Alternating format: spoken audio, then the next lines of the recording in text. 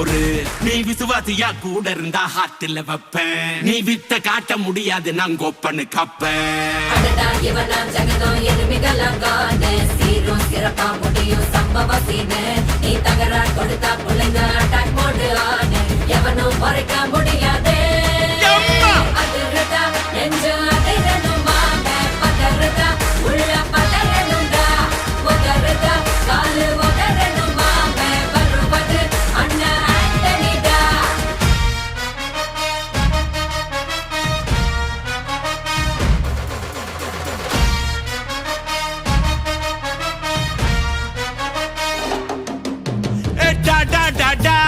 Antonida, Antonida.